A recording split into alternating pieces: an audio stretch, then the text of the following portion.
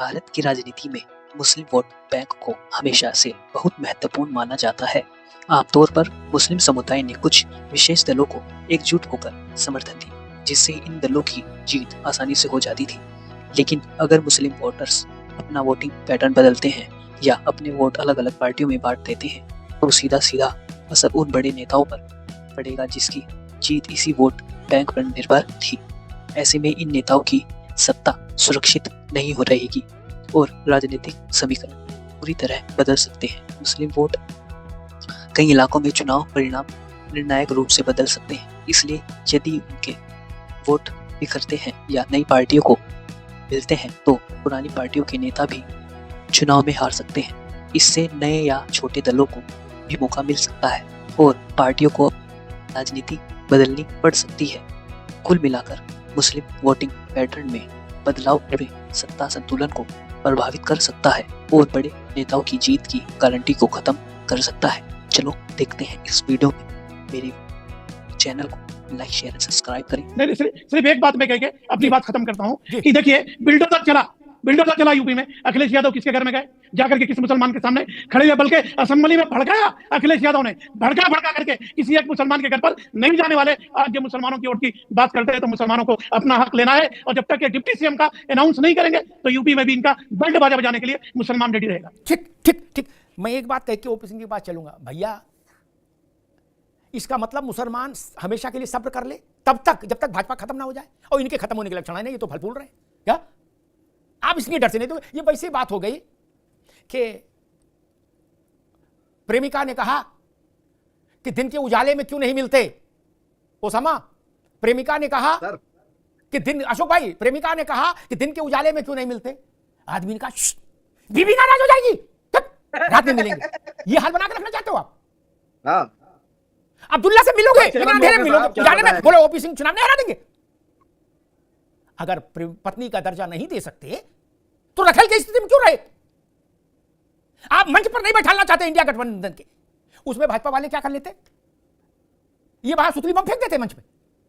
अरे जहां खड़गे बैठे थे, राहुल गांधी बैठे थे, प्रियंका जी बैठी थी, सारे लोग, अखिलेश जी थे, रामगोपाल जी थे, वहां आप अब्दुल्ला को नहीं बैठा सकते थे? छोटा बड़ा कोई ले जाते। एक सनत तो रहती भाई, देखो अब्दुल्ला बैठा। मैं एक तजवीज करता हूं, अब कोई पर्देदारी तो बची नहीं। वो सारे लोग जो ये आरोप लगाते हैं कि बैरिस्टर असदुद्दीन ओवैसी भाजपा के एजेंट हैं, मैं सीधी बात बोलता हूं, मैं ये घुमा फिरा के खेला नहीं करता। जो लोग ऐसा मानते हैं उन सब लोगों से मेरा आग्रह है, ओवैसी को फंसा दो, अपने गठबंधन में ले आओ, तब तो एजेंट नहीं रह पाएंगे। आप लोग बता रहे हो ओवैसी माल कमा रहे हैं भाजपा से, ये कह रहे हो ना?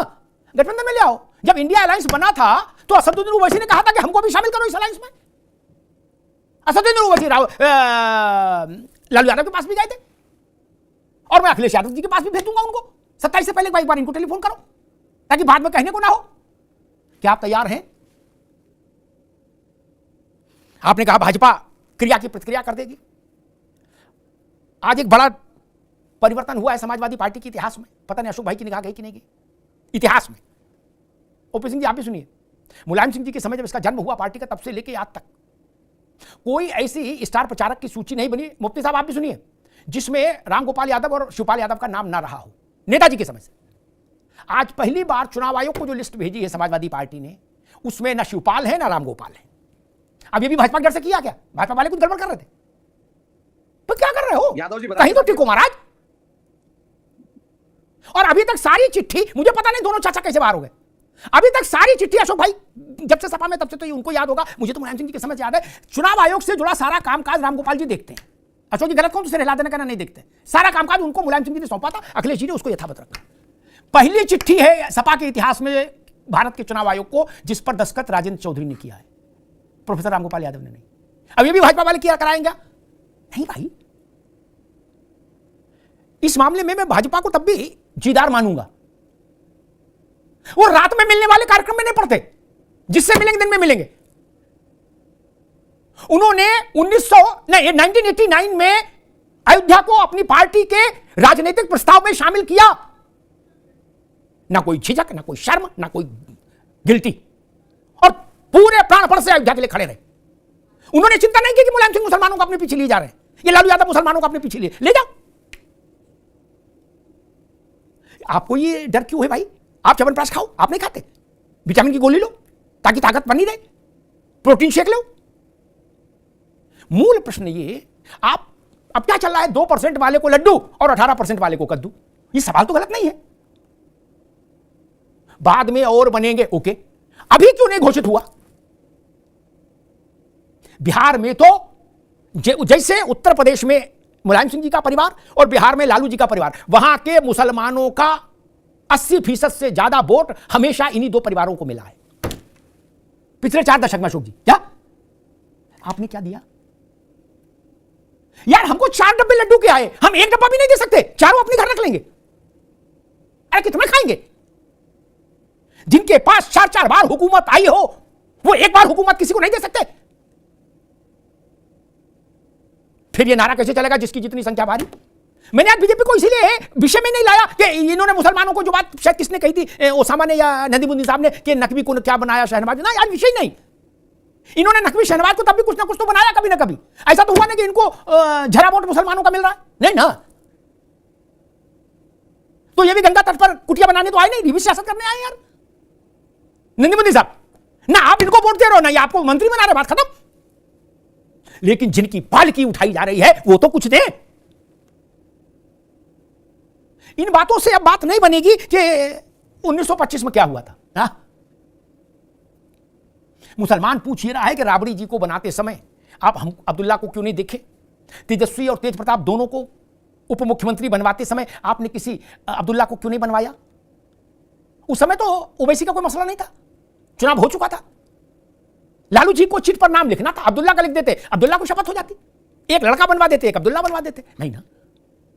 और एक आखिरी बात करके बात समाप्त करूंगा अशोक भाई। मेरी राजनीतिक समझ कहती है, अगर भारत के मुसलमानों ने, मेरे शब्द पर गौर करिए, अगर भारत के मुसलमानों ने अपने वोटिंग पैटर्न में, वोट करने के तरीके में, वोटिंग पैटर्न में पूरा नहीं, जरा सा भी टिल्ट ले लिया क्या, तो बड़े बड़ी दुकानें बंद हो जाएंगी, शटर लग जाएंगे, सील लग जाएगी, बड़े बड़े नेता श्रीहीन हो जाएंगे, कांति विहीन हो जाएंगे, जमानतें जब्त कराएंगे। बड़े बड़े, छोटे नहीं। मैं बच्चों की बात ही नहीं कर रहा, मैं पहलवानों की बात कर रहा हूं। जरा सा अगर टिल्ट कर गए, सब कुछ बदल जाएगा। 2022 के चुनाव में समाजवादी पार्टी को 82% मुस्लिम वोट मिला था अशोक जी, क्या? और पिछले विधानसभा चुनाव में तेजस्वी यादव की पार्टी को 87% मुसलमान ने वोट किया था। कितना? उतना यादवों ने नहीं किया, ना यूपी में ना बिहार में। समाजवादी पार्टी को सबसे ज्यादा वोट प्रतिशत मिला मुसलमानों का यूपी में, आरजेडी को सबसे बड़ा वोट प्रतिशत मिला मुसलमानों का, यादवों का नहीं। ये ध्यान रखिए। धन्यवाद।